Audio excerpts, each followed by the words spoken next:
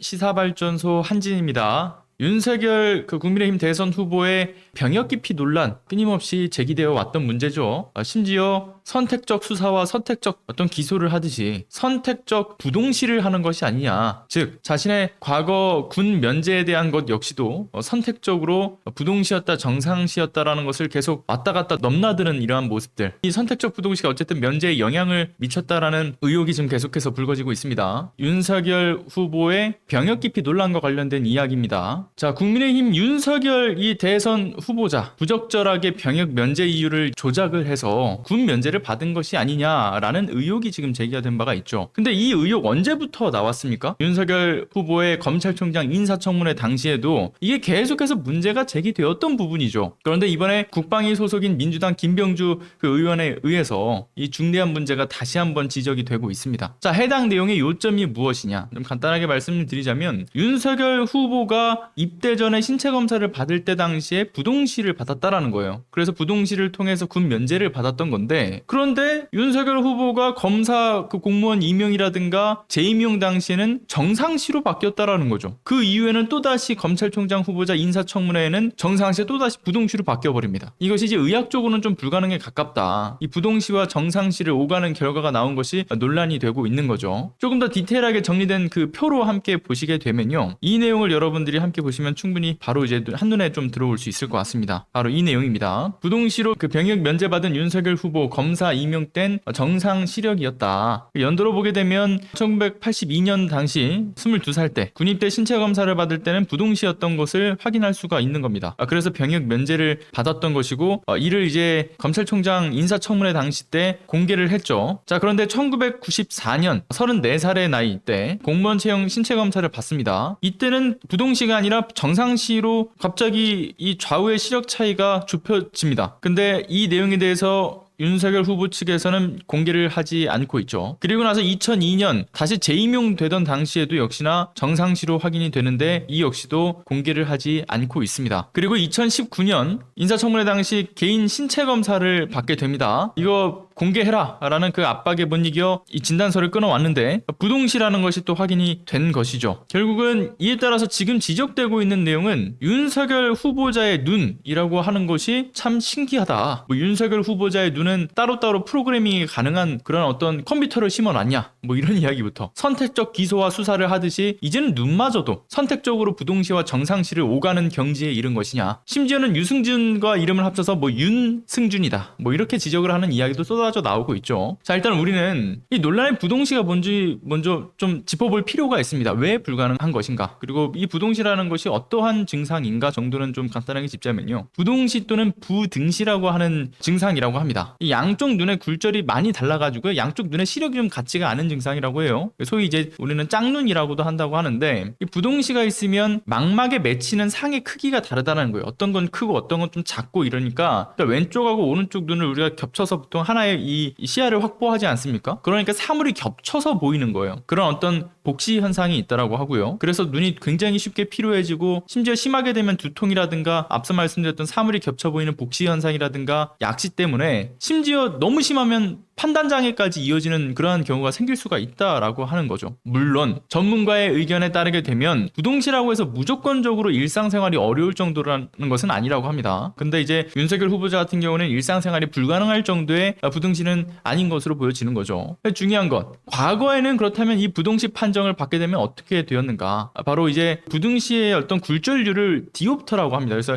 2에서 3 디옵터의 어떤 굴절률을 받게 되면 그 당시는 군 면제를 받았다라고 해요. 근데 현재는 군 면제까지 이어지지는 않는다라고 하고요. 5 디옵터까지는 가야 공익근무로 빠질 수 있다고 하더라고요. 다만 과거 윤석열 후보가 군 신체 검사를 받던 시기의 경우에는 면제를 받을 수 있는 대상이 되던 시기죠. 그 이유가 뭐냐면요, 왜 이 부등시인 사람들을 군 면제로 했냐, 그 군에서의 그 목적은 그거예요. 이제 국가와 국민을 수호를 해야 되는데 어쨌든 개인 화기를 다룰 수는 있어야 되는 거 아니냐. 그래서 총을 정상적으로 활용을 할 수 있느냐 없느냐로 봤기 때문에 부동시는 사격하는데 좀 제한이 많다. 그래서 군생활이 어렵다. 이러한 판단을 했기 때문에 군 면제로 돌렸다라고 하는 거예요. 심지어는 군생활만이 아니라 2016년 이전까지는 부동시가 있는 경우에는 이제 운전면허 취득도 불가능했다라고 하고요. 자, 그런데 이제 윤석열 후보가 지난 80년하고 81년이었죠. 두 차례 신체 검사를 쭉 쭉 미루고 82년에 신체 검사를 받아요. 근데 그때 부동시에 따라서 시력도 각각 0.8하고 0.1 그리고 오른쪽 그 시력이 유별나게 나쁘다라고 하는 것인데, 근데 중요한 것은 검찰총장 인사청문회 당시에 공개되었던 윤석열 후보의 병적 기록표를 보게 되면 그 내용이 좀 나와 있습니다. 좀 흐릿하긴 한데요. 보시게 되면 이렇게 쭉 시력이 나와 있죠. 0.8, 0.1 해서, 근데 시력의 차이는 크긴 한데요. 중요한 것은 여기에서 굴절률 검사에 대한 기록은 안 나와 있습니다. 그래서 인사청문회 당시 때 그때 오신환 의원이 뭐라고 이야기를 합니까? 바른미래당 오신환 의원이 윤석열 후보한테 이런 얘기를 했죠. 아니 굴절도 검사 그거 건물에 내려가면 바로 할 수 있는 건데 왜 안 하냐? 그거 내려가면 10분 안에도 받을 수 있으니까 당장이라도 검사 받아가지고 자료 제출하면 되는 거 아니냐? 어려운 거 아니지 않느냐? 그리고 본인이 그 아래다 다 이야기 해놨으니까 가서 그냥 받기만 해라. 받은 서류를 가지고 와라. 그런 식으로 몰아붙였고 결국에는 시간을 질질 끌더니만 어떻게 했습니까? 윤석열 그 당시 검찰총장 후보자가 분당 서울대병원에서 진단서를 끊어서 제출을 했죠. 그런데 해당 진단서를 끊어서 제출은 했는데 전문의의 판단에 따르면 그래요. 2.5 디옵터, 그러니까 양한 부동시가 분명히 있다라고 하는 것이죠. 그래서 우한 같은 경우는 오른쪽은 이제 교정 시력이 0.5, 그래서 교정은 뭐 불가능한 상태고, 그리고 좌측 좌안이 이제 교정 시력이 1.2 뭐 이런 식으로 나왔대요. 그런데 여기서 문제는 이겁니다. 윤석열 후보 측에서 이미 당시 인사청문회 때 여야의 검증을 다 받았으니까 이거 다 해결된 논란인데 도대체 왜 자꾸 이 부분에 대해서 이야기를 꺼내냐라는 식으로 지금 이야기를 하고 있는데, 전문의들의 이야기에 따르면 전혀 검증된 영역대의 이야기는 아닙니다. 굴절력이라고 하는 것은 그 자체가 연령에 따라서 변화가 좀 있는 부분이래요. 무슨 말이냐? 지금의 부동시 양을 통해서 과거에 부동시가 있었는지 없었는지를 확인할 수 있는 것이 아니라는 거죠. 그리고 이후에 이 부동시가 더 심해질지 아닐지에 대한 판단 기준으로도 사용하기는 어렵다라고 합니다. 즉 윤석열 후보의 군 면제와 관련된 의혹을 확실히 정리해줄 그러한 자료로 보기에는 매우 부족한 내용인 거죠. 그래서 윤석열 후보가 말하는 것처럼 현 시점에서의 진단서라든가 또는 당시의 어떤 병적 기록표만 보게 됐다고 해서 다 검증된 게 아니고 중간에 필요한 서류들이 있죠. 그 재임용 당시의 서류들. 어떻게 0.7인 부동시에서 정상시인 그 정도의 차이 0.2에서 0.3 차이로 갔다가 다시 또 0.7 정도의 그 시력 그 편차가 생기는 부동시로 돌아갈 수 있는 것이었던 것인가. 이에 대한 정확한 규명을 위해서라도 그 윤석열 후보의 중고등학교 때 당시에 측정을 했었던 시력 자료, 그리고 공직자 임용 당시와 재임용 당시의 건강검진 시력 자료를 모두 제출을 해야 되겠죠. 그리고 중요한 것은 이겁니다. 분명히 윤석열 후보가 충분히 제출할 수 있는 자료들이에요. 뭐 어렵게 뭐 그걸 발급받아가지고 제출하는 자료들이 아니죠. 그런데 왜 지금까지 공개하지 않고 있는가? 떳떳하다면 공개에 정말 아무런 상관이 없을 이 자료들을 검찰총장 청문회 당시부터 지금까지 중고등학교 당시의 신체검사 결과랑 검사 임용 시의 신체검사를 왜 제출하지 않고 있는 걸까요? 군 신체검사 당시에 본인이 진짜 직접 조작을 해서 부동시로 만든 게 아니라고 한다면 도대체 무엇이 두려워서 공개를 하지 못하고 있는 건지 참 의문이지 않을 수가 없습니다. 자, 그런데 이 부동시 면제 논란이요. 뭐 아무튼 전문의들에 의하면 부동시라고 하는 것은 나이가 들면서 자연적으로 회복될 수 있는 그러한 증상은 아니라고 해요. 불가능하다라고 하죠. 그러니까 검사의 임용 당시와 재임용 당시에는 일시적으로 회복하고 또 그 이후에는 또 다시 뭐 부동시가 되어버린다라는 것 자체는 의학적으로 불가능하다라는 것이고요. 자, 그런데 윤석열 후보의 이 부동시 논란이요. 이전에도 정치인들 가운데서 부동시 면제를 받기도 했었고 어떤 부동시 면제에 대한 논란이 있었던 사람들이 있죠. 대표적으로 2명의 정치인들이 이 부동시와 관련된 이야기에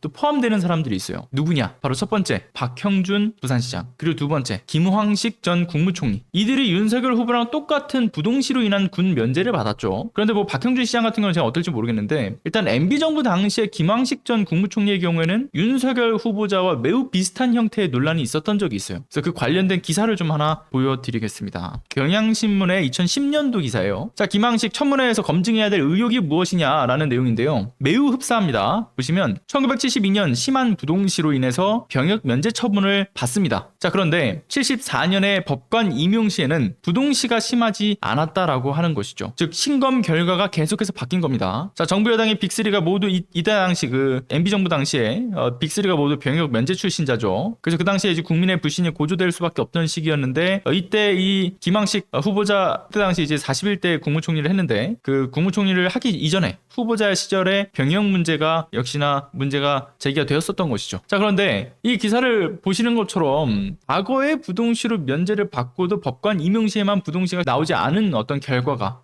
나오는 굉장히 이 기이한 현상. 윤석열 후보가 군면제를 받을 때랑 검사로 또 임명되던 시기에 부동시가 또 정상시로 또 오가는 굉장히 이 기이한 형태의 문제점들이 동일한 포인트가 확인이 되는 거죠. 자, 결론. 제일 중요한 건 이겁니다. 왜 윤석열 후보의 군 면제, 군 기피 의혹에 대한 부분이 주목되어야 하는가? 윤석열 후보는 일반인이 아니기 때문인 거죠. 대선 후보자로서 마땅히 국민의 알 권리 충족과 국민 검증 차원에서 병역 기피 의혹에 대한 문제를 적극적으로 해명해야 할 의무를 지닌 위치가 바로 대선 후보자의 위치입니다. 뿐만 아니라 1994년과 2002년 당시에 그 윤석열 후보의 자료가 지금 현재 법무부에 보존되어 있다고 알려져 있죠. 그래서 윤석열 후보가 공개하지 않더라도 이에 대한 정보 공개 요청을 통해서 해당 사실을 밝히는 것, 매우 중대한 대통령 후보로서의 검증 사안이다라는 점을 강조해야 됩니다. 자, 선택적 부동시 결코 진실을 가릴 수 없다라는 말씀을 드리면서 좋아요 눌러주신 분들, 후원해주신 분들, 그리고 구독 눌러주신 분들, 그리고 활발한 채팅과 또 이렇게 참여해주신 분들 모두 감사드리고요. 대선이 얼마 남지 않았죠? 함께 열심히 밭 갈아주시기를 부탁드리겠습니다. 들어보겠습니다.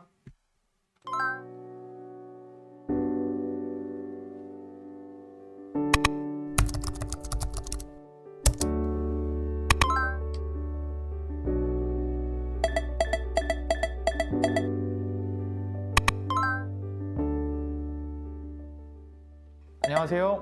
시사발전소 소장 한지입니다. 시사발전소는 진실을 찾는 민주언론으로서의 역할을 다하기 위해서 다양한 방법으로 활동을 이어나가고 있습니다.